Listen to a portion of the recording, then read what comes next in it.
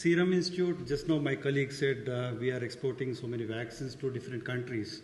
Not only that, we have a R&D setup, which we have a few vaccines, R&D vaccines, which are in pipeline. Out of this, one is meningitis. We are working on pentavalent vaccine. It contains different serogroups, 5 serogroups, which are mostly invasive pathogenic strains. I have taken meningitis X serogroup for the process development to make a conjugate vaccine. So the outline of the presentation is that epidemiology, what are protein polysaccharide conjugate vaccines, process development for meningitis X conjugate, how to characterize this conjugate, and immunogenicity studies, finally summary of the presentation. As I said, meningococcal diseases is caused by majorly 6 serogroups that are A, B, C, W, X and Y. And these are, most of the meningococcal diseases occurs in sub-Saharan region. This is called as meningitis belt. Here meningitis A is most prevalent. Recent days there are outbreaks of C, W and X, which are confirmed. In 2009, there are 14 African countries, that is the meningitis belt.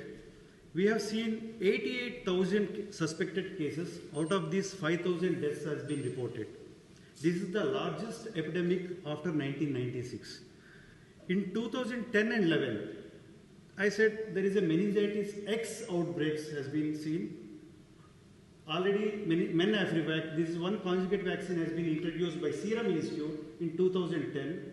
So most of the disease has been subsided, which are caused by meningitis A, and X, due to the X, you can see 1,000 suspected cases has been seen. Out of that, 59% cases are caused by meningitis X. In 2011 and 12, there are 138 cases caused by X. There are no vaccine available against meningitis X, so there is a need for developing a vaccine, a conjugate vaccine against serogroup X. See, as I said, this is the whole meningitis cases or outbreaks occurred throughout the world. A and C in Asian region. This is the patch where we call as meningitis belt at the sub-Saharan region, mostly affected area. So we target our meningitis X conjugate or pentavalent conjugate vaccine to this sub-Saharan region to protect these people from this meningitis vaccine, meningitis disease. So coming to that X, as I said, there are different cases. Number of cases has been seen: low risk, moderate risk, high risk, and very high risk. It starts from 14 countries, as I said, Burkina Faso to Kenya. So, as I said, X there is no vaccine till date, but there are vaccines available for other 4 serogroups. It is a quadrivalent vaccines. Now I have differentiated between meningococcal vaccines, which are PS based, polysaccharide based. These are conjugate based. You can see polysaccharide based vaccines are available, and conjugates, monovalent conjugates also available in the market, commercialized. A conjugate is by Serum Institute, A plus P by Brazil company, A plus C by Sanofi Pasteur, and ACYW by Sanofi Pasteur again. Now, recently, in 2005, one more conjugate vaccine has been developed. It is a quadrivalent. It is Menacra by Sanofi. Menvio has been, again a Novartis has been developed a quadrivalent vaccine against ACYW. It is conjugated with a protein called as CR. It is a mutant form of diphtheria toxin, whereas ACYW with TT, a DT diphtheria toxin has been made. It is a conjugate vaccine from Sanofi. Recently, one more company, GSK, has made a conjugate vaccine for ACYW with tetanus toxoid as a carrier molecule. So, polysaccharide vaccines are not more immunogenic. It has to be conjugated with a tetanus or any protein, which are likely tetanus toxoid or diphtheria toxoid or mutant form of diphtheria toxin, it is CR. So this improves the immunogenicity, immune response by making T cell independent to T cell dependent. You can see the next slide. This is the way it has been published in Nature. I have taken the picture from that. So here, this is only polysaccharide. Here, this is a polysaccharide conjugate vaccine. It has been conjugate covalently linked with tetanus toxin. How the cells will behave? Only polysaccharide, it will be taken care by B cell receptors. It will get internalized. Only specific antibodies will be produced from the B cells. There is no memory B cells will be produced. Whereas when we go for a polysaccharide covalently linked with DT, it will be taken by polysaccharide specific B cells. Then it will be subjected for MH2 class 2 antigen presentation. So the T helper cells will take care of that. It will again make the B cells to produce B cell specific antibodies. B cells will produce antibody specific against this polysaccharide as well as maturation of the B cells, like affinity maturation and high immunity antibodies will be produced by this way. So polysaccharide conjugate vaccines are important and it is more effective than polysaccharide vaccines. Coming to the as I said, how they are classified. So meningitis by the major sutures, they differentiate the serogroups into five classes. Meningitis A, polysaccharide contains O-acetyl repeating groups with N-acetyl manosomal, which have linked, these are monomer units, which are linked by a phosphodiester bonds. Whereas C, it has a sialic acid, whereas Y case it is a sialic acid plus glucose, Men-W sialic acid with galactose. And the new molecule which I am talking about is MenX, it is N-acetyl D-glucosamine, which is very near to Men-A. It is only the difference is this is manosamine, this will be glucosamine, where they are linked together by a phosphodiester. So these can be closely related, structurally related, you can say. So what Serum Institute's rationale? So there are no vaccine available for meningitis X. So we have already done Men-A conjugate vaccine. We have developed. We are going to develop a vaccine against MenX. And a recent WHO paper says that vaccines available against serogroup A, C, W and Y. However, lack of vaccine against group X meningococci is the cause for concern given the outbreaks caused by the meningococci of this serogroup in the last few years. So definitely it requires, meningitis X serogroup require a vaccine to stop these outbreaks. So we received a strain M8210 from CIBR, Center for Biological Evaluation and Research, USA. This strain has been isolated from blood collected from a patient from North Carolina, USA, in May 2012. There we started the process development. Once the strain is received, we have gone for a single cell isolation. There is a two rounds of selection. So initially we have taken a limping dilution, spread the clones. Out of that, 10 clones has been isolated. They have grown them, checked for the polysaccharide expression, at the same time the growth profile. Again, out of that, again we have gone second round, and finally we have selected a clone which is higher producer. This is to reduce the heterogeneity between the clone. So this is the way how we spread, isolated, pick up the colony, and go grow it and see the expression levels. This is the small process development lab. It is a 2-liter scale bioreactors where this is before inoculation.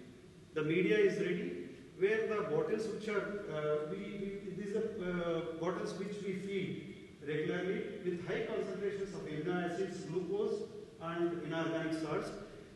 This is after inoculation, few hours after inoculation, you can see the growth. There is a huge growth of this cell line, this strain. This has been plotted for 20 batches, data of 20 batches. This shows that the yield, recovery in the harvest. There is 600 mg per liter of the harvest we got, the polysaccharide content. And the batch recoveries are 60 to 70%. Here, the final purified polysaccharide is around 300 to 350.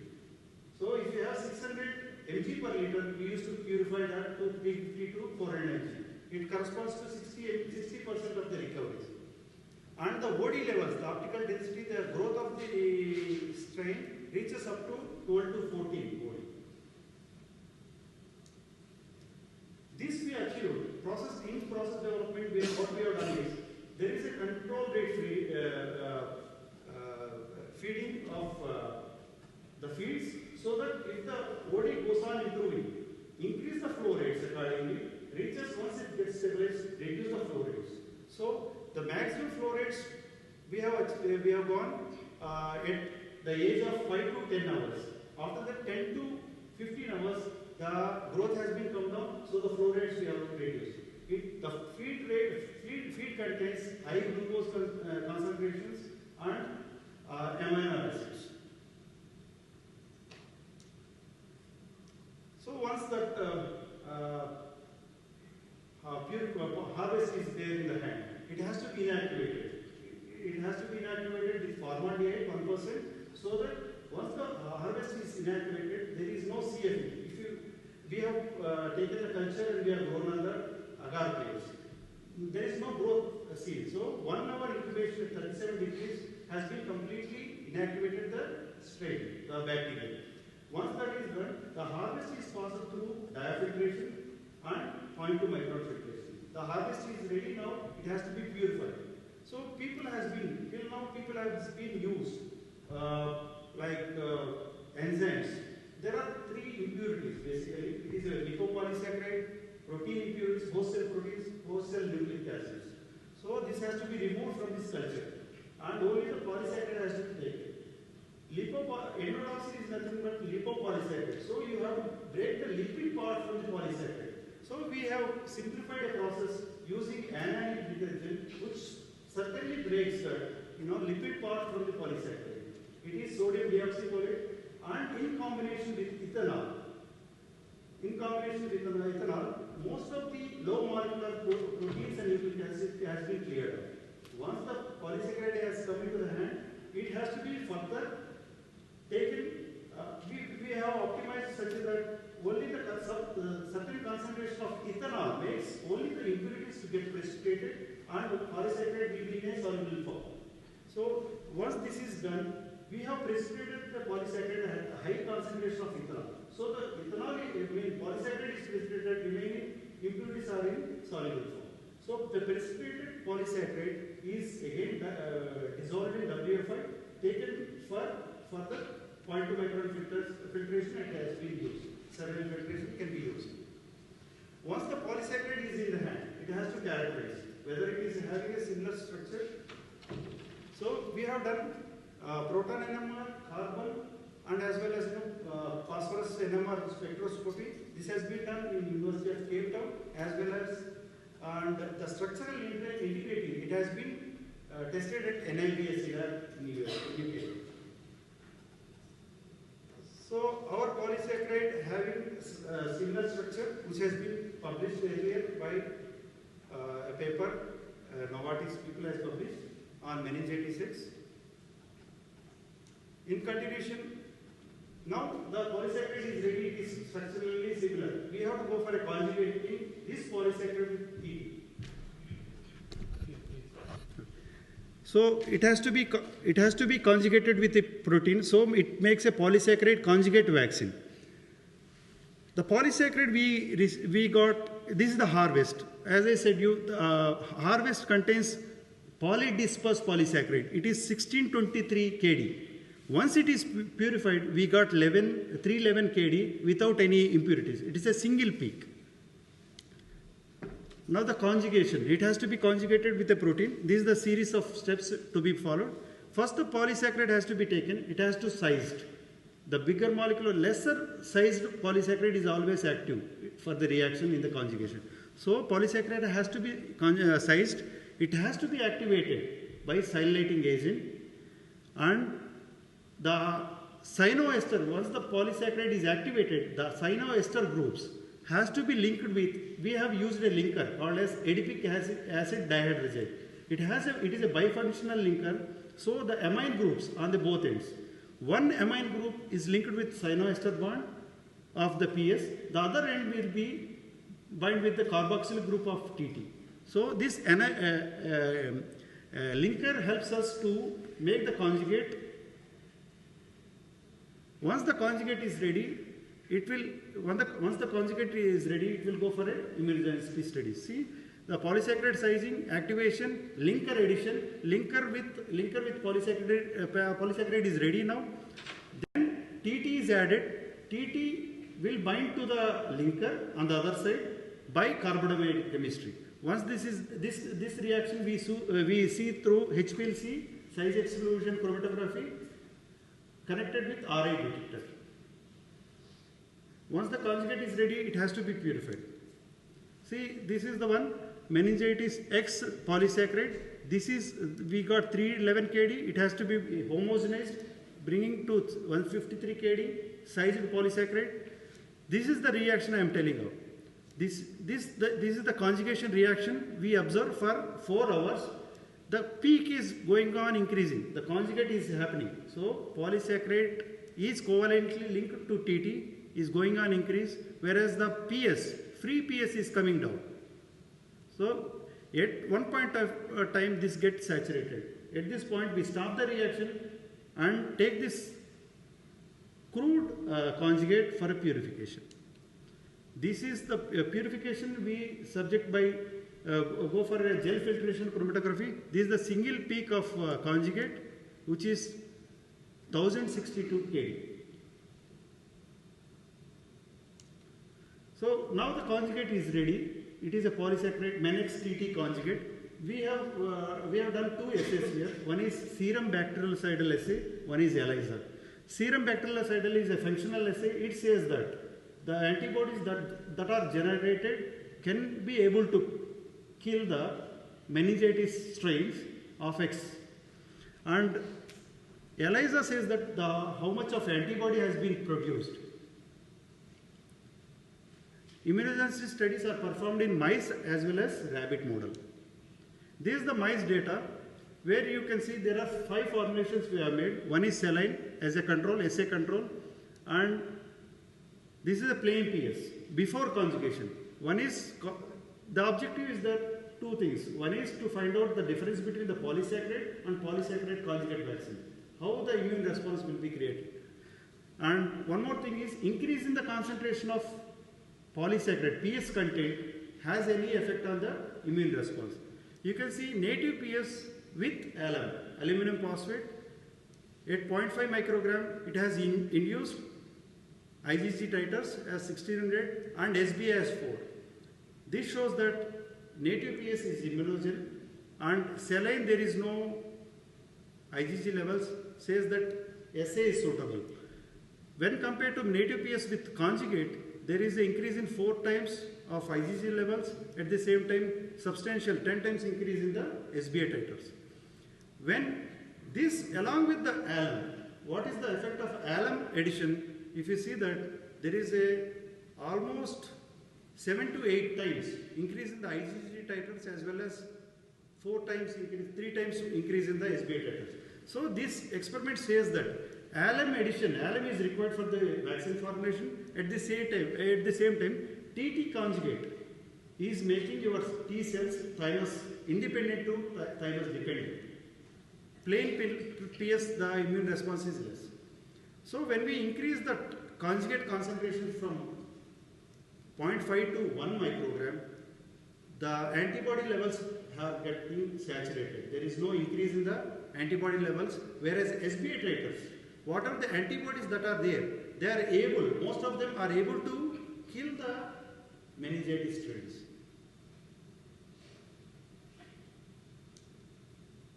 This is the comparison versus saline control versus native PS, and XTT, and XTT with alum, XTT increasing the concentration from 0.5 microgram to 1 microgram, and that is with alum.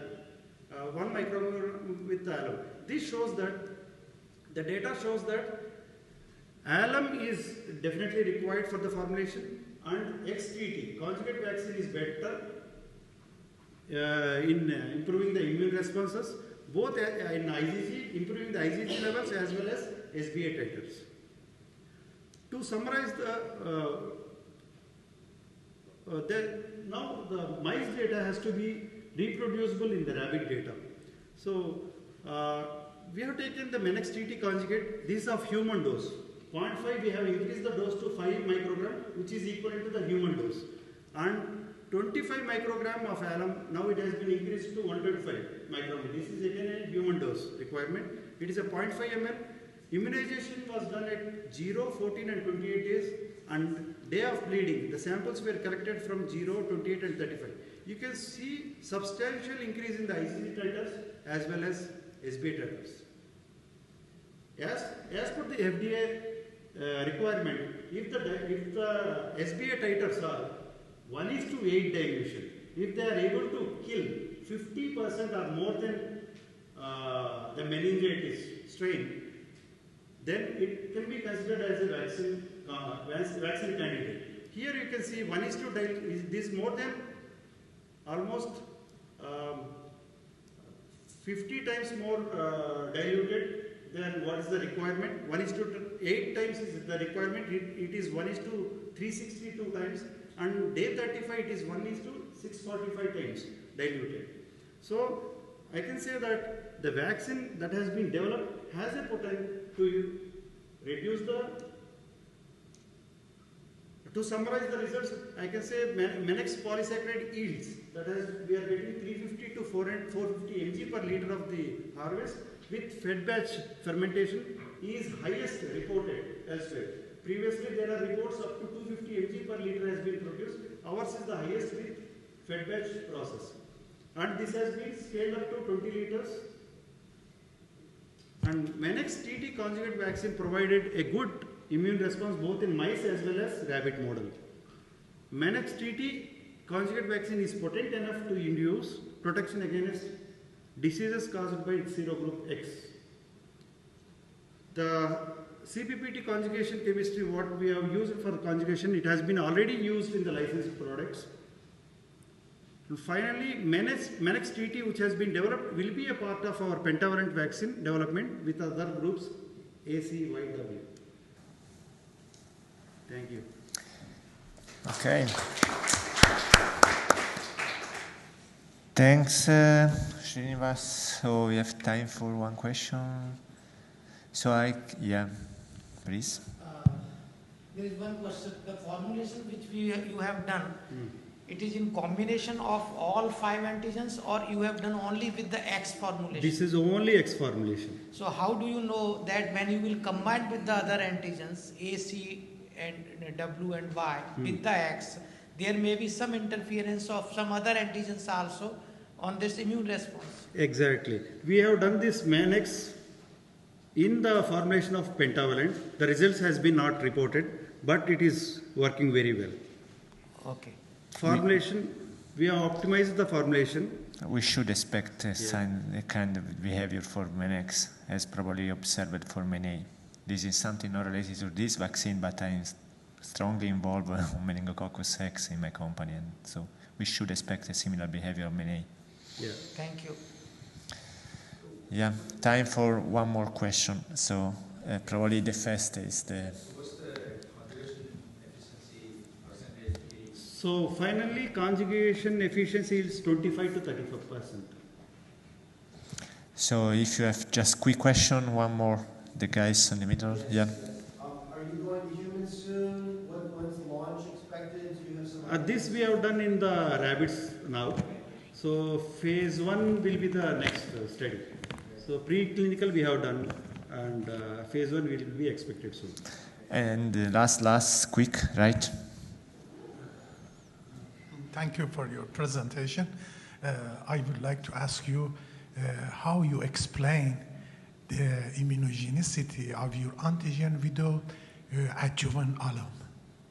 Without adjuvant. It need not adjuvant with your formulation.